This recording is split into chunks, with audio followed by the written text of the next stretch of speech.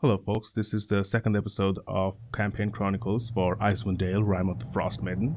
Yes, our group is playing that, and this is the story of the second episode, which picks up right after where we left off, with our party druid, Agric, buying special snow survival kit for Father Rainguard of Bryn Chandler. Now, just in case if you don't remember, Bryn Chandler is the town that we pretty much started in. It is one of the biggest towns in 10 towns of Icewind Dale, which is a collection of small towns around this lake district, and they're very small, rustic towns with their own kind of semi-autonomous governments and things like that.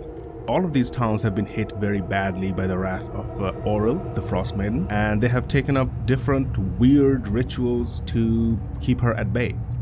For instance, Bryn Chandler does a human sacrifice every new moon, so once a month.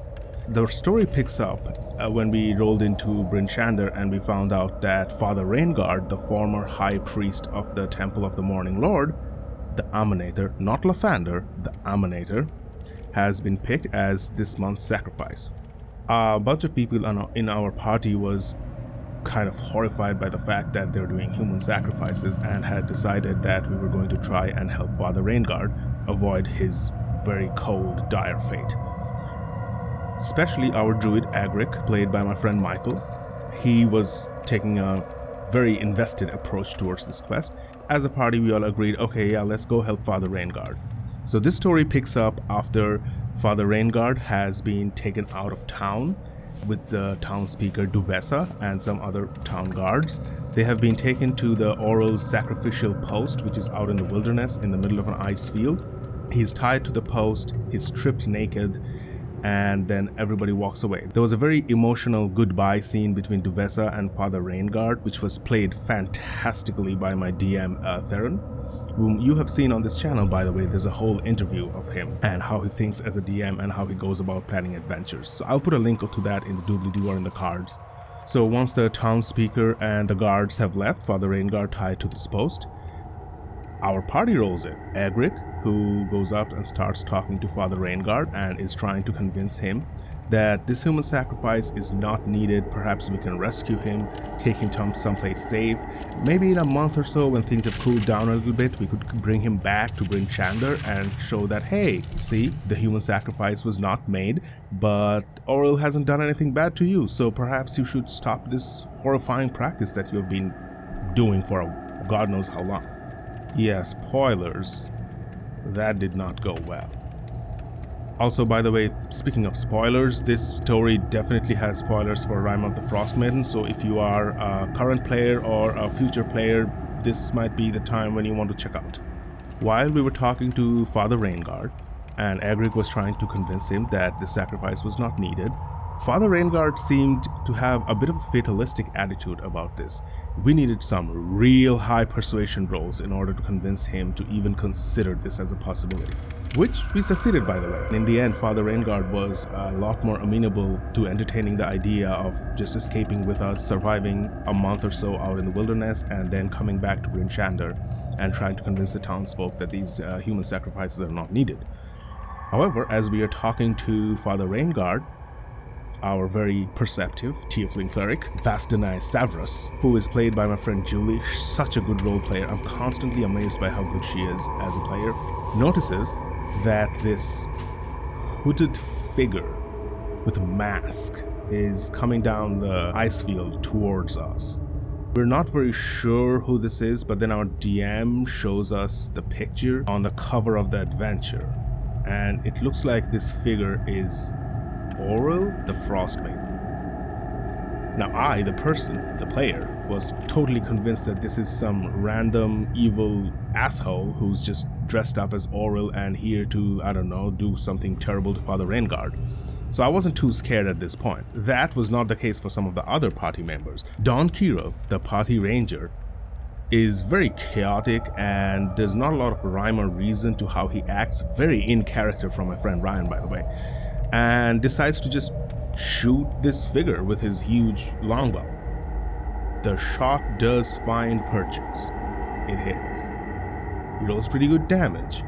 But then Theron, the DM, describes that the figure looks pretty unfazed. Then it is initiative. We all roll initiative. I am still not very worried because I'm pretty sure this is some random schmuck who is pretending to be Oral. But after the first turn, which I think was once again Don Quiro who tried to shoot the figure again and missed this time, it was a legendary action from that figure. That was when my player/DM raider went haywire. I'm like, uh-oh, we are first level. There's no way in hell we can fight against someone with legendary resistances. So I start backing off. However, before I can go much further, the legendary action makes the figure just disappear in a flurry of snowflakes and reappear right next to Don Quiro. Then it's my turn. I run 30 feet away from this whole fracas and yell, "This is the time to run, folks!" After my turn, it is another legendary action and the figure swipes with its claws at Don Quiro and downs him in one hit. I mean, we are first level characters, but it is still a very panic-inducing moment. The rest of the party is sort of stunned, and Agric the Druid, once again, such a good role-playing from my friend Michael. I'm constantly impressed by the in-character decisions that he makes, which I believe are often quite different from what the person in real life would do. That is the hallmark of a good role-player. He tries to parlay with this figure, who's now we're assuming is Oral, and I'm going to continue to refer to as Oral from now on in this video, and tries to convince them like, hey, okay, we don't mean anything bad, we're gonna back off, just take your sacrifice and do whatever you want to do. Rolls very high on persuasion again, but it doesn't seem like we have actually convinced the figure of anything, because on the next legendary action, the figure just grabs Father Rainguard's skull and crushes it, very Game of Thrones. But I know for a fact that Theron does not watch Game of Thrones, but this was very, reminds us all of a very traumatic scene in that show. And at this point, it's complete panic. I run another 30 feet away from this figure and cast Healing Ward on Don Quiro, which brings him back from death's door, and I'm just yelling for everyone to just run, we cannot fight this. Some people do take my advice, but the others are now worried that, hey, do we just leave Don Quiro here and run? Because what if the figure's not convinced and Oral tries to kill him too? We don't know. But on the next turn, however, the figure just starts walking away from us, and since nobody else does anything to provoke them, we all breathe a sigh of relief as Theron says, okay, we are now out of initiative. That was some introduction. Like, this is how you introduce a bad villain. This is the way to do it. Throw them in front of your players when they're way too low level to do anything about it, and just strike the fear of God in their hearts. At this point, the party has sort of given up on trying to save Father Rainguard. Well, we cannot save Father Rainguard, he's dead, but we're sort of like, okay, we might be meddling into things that are way too big and we're way in over our heads. So let's just leave this place, go find a cave or something in the mountains to spend the night, and we should perhaps move on to some other quests. Which, by the way, there are plenty of in this adventure, right from the beginning. We dragged Father Rainguard's body to a cave and tried to light a fire to stay warm for the night and take a long rest, much needed long rest. While we are out there, so I think Don Quiro goes out trying to find some kindling and stuff to light the fire, and he comes across beyond a small hillock what looks like a dead owlbear, and biting off chunks of flesh from the owlbear and eating, with blood dripping from its jaws, an ancient white dragon. He also notices that the dragon has a saddle on its back, and there's a figure, hard to make out the details, who's sitting there. Thankfully, the dragon and the figure do not notice or do not care about Don Quiro, and he, with trembling knees, runs back to the cave. And at this point, we all decide, like, hey, let's just get the hell out of this place. We try to grab some boulders, cover up the cave mouth so that we're not easily visible, our fire is not easily visible, and we light a fire and we spend the night in the cave for a long rest. Our DM informs that this is the point where we all level up, to cheers of joy from the rest of the table, because we were all, everybody knows, first level 5th edition characters are a hair's breadth away from just randomly dying from any encounter. Second level, you start getting a little bit more robust and you can potentially take one punch and still be in the fight, which we were proved soon later on that is not the case. While we were resting, we also opened up our file folder of other people's problems and trying to figure out what could be the next quest that we would like to follow. While in Bryn Chandler, we had heard a bunch of different rumors and situations that were going on all over the 10 towns, and it was up to us to sort of decide which story thread to pull on and follow. So just for the sake of everyone, I'm going to list them here.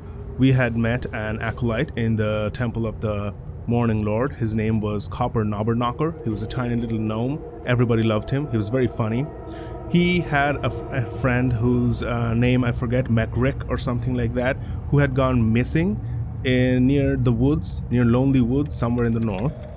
We thought that maybe we could try and follow that. There was also the option of following the serial killer that I talked about in the last episode. In order to do that, we would have had to go to the town of Caer Dineval, because that's where our prime suspect, Sevik, is. The other option was we also heard that the town of Goodmead, the town speaker, Kendrick, has recently been attacked by a 9-foot-tall giant, and a whole shipment of mead was stolen from the town. The Goodmead quest had a personal interest for my character, Val, because he is from that town. The town speaker was a friend, and he feels a tickle of vengeance in him. The DM presented us with the map of the 10 towns, and we saw that from where we were, Goodmead was the closest town, so we decided to go ahead and go that way in the beginning. Next morning, when we set out for Goodmead, we could have taken the road, the east way to Goodmead, or we could have cut through the woods to Goodmead. Of course, the party was divided about which way to go. I am always a proponent of, let's just go through the woods, that's where the adventure is. What's adventure is there on the way?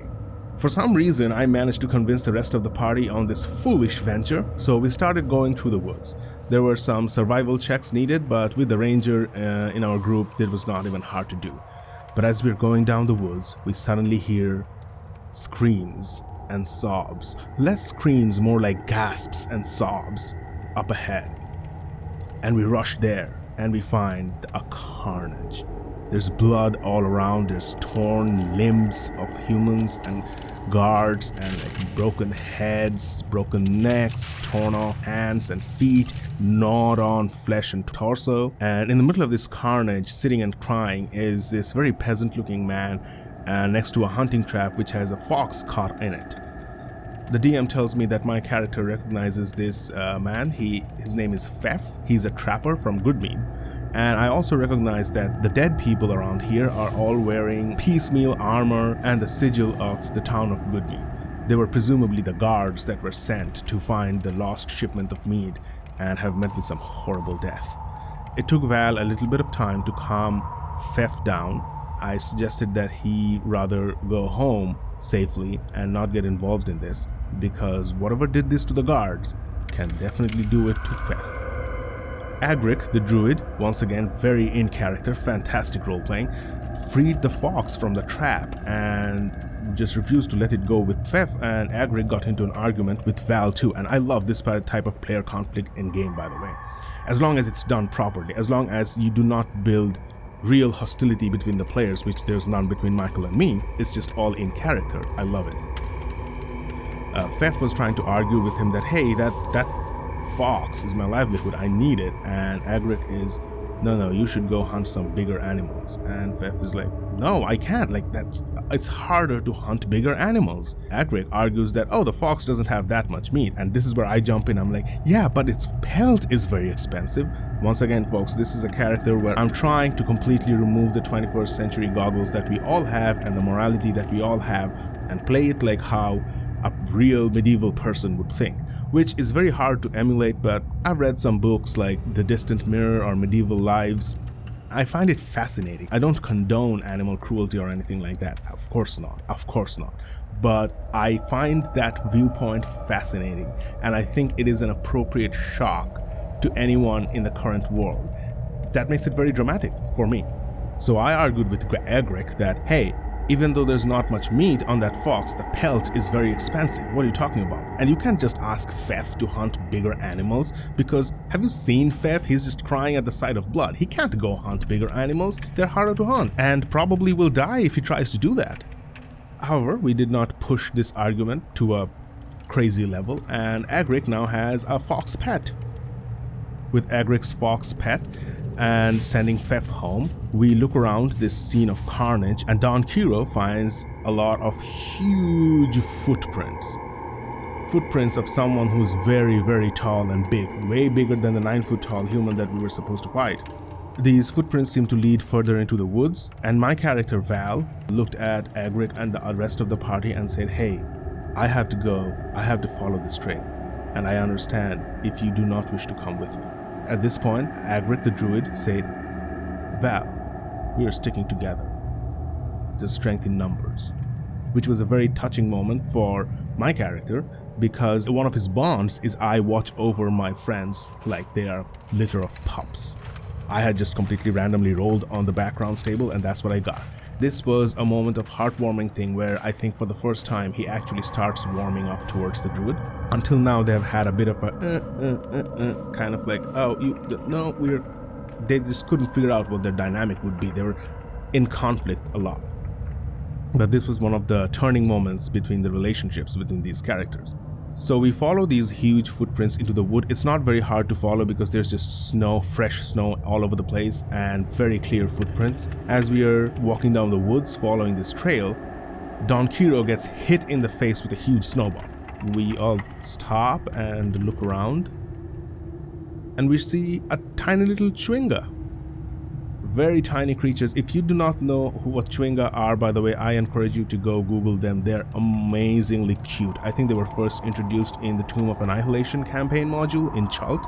They're also here. The chwinga then starts interacting, of course, with Agric, because he has the fox, which is draped like a fur around his neck. And the chwinga comes and climbs onto Agric's shoulder. I think chwinga gives him some blessing, some special charm of the chwinga, which allows him... It was some pretty cool power. I forget what the power is, which will come into play later, I'm sure. But the chwinga also felt bad about hitting Don Quiro on the face with a snowball, so he also gave a charm of the chwinga to Don Quiro, which means Don Quiro can now cast Conjure Animals 3 times. And folks, if you don't know, Conjure Animals is an amazing spell at low levels. It's one of those spells where you add a bunch of allies on the field, and if you know 5th edition and the flattened math or bounded accuracy, the action economy, if you can switch that in your favor, you are probably going to win the fight, no matter what it is.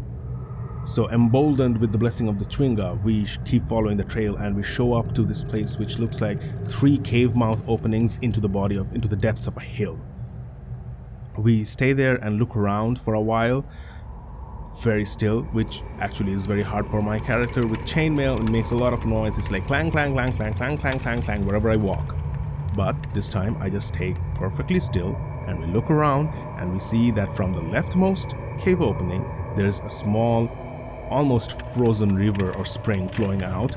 The middle one seems to be warped stone, though very ancient, and the right one is just a natural cave opening, and faint flickering light is coming out of that last one. At this point, Val shares his 300 feet dark vision with his friend Don Quiro and asks him to stealth into the cave and see what he can find. The ranger scouts ahead of the party, classic TNT, and Don Quiro went in, and he sees that this cave opening opens up into a wider cave soon. There's an animal pen in the big cave with goat and sheep, presumably fresh food. There's a human leg being roasted on a fire pit. Gross, as its blood and juice drips on the fire and spits occasionally. There are some crates piled up in one corner. The cave system goes further in, but it splits in 2. The one that goes to the north is where the huge footprints keep going, and there are some smaller but still bigger than a humanoid, smaller than the other one, smaller than a giant's footprints, and some bear footprints that goes left. This is where Don Quiro is like, okay, I'm not going any deeper without anyone else. So he comes back, The group discusses strategy amongst themselves, and we decide that, hey, you know what, we are all going to go up to where there's a human leg being roasted on the fire. We're going to wait there and send Don Quiro down the north tunnel and see where that goes. Based on that information, we will figure out our next plan of attack. And that is where that session ended.